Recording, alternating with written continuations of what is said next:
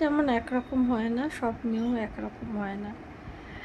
একেকটা মেয়ে কেউ খেলাধুলা ভালোবাসে, কেউ ভালোবাসে ঘর সংসার করতে, কেউ ভালোবাসে শুধু এইগুলো।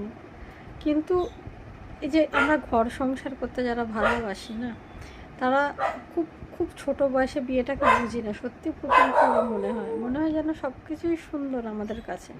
এবার যখন বাস্তবে হয় তখন সেই জিনিসটা ছুড় হয়ে যায়। আমরা সেই বাড়িতে যাওয়া পছন্দ করি যেই বাড়িতে আমাদের বয়সী মেয়েরা আছে।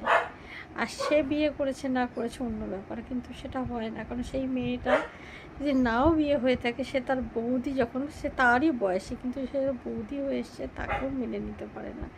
এটা মেনে নিতে পারে না মানে তার সাথ দেয় না। এটা হচ্ছে আমরা মেয়ে হয়ে না, আমরা মেয়েদেরই কোথাও না কোথাও শত্রু। শাশুড়ি তো দূরের কথা, একটা সমবয়সী বন্ধুর মতো যদি তারা থাকে, তো অনেক দুঃখ সেই মেয়েটা ভুলে যায় ধীরে ধীরে, কিন্তু সেটাও সে ভুলে যায়। সে তখন তাকে তার অপোনেন্ট ভাবে ধরে নেয়। তো আমরা মেয়েরা, আমি দেখেছি মেয়েদের বেশি শত্রু হয়। হয়তো একটা সময় ঘুরে দাঁড়িয়ে এটাও চেঞ্জ হবে, এই সিনারিওটা চেঞ্জ হবে।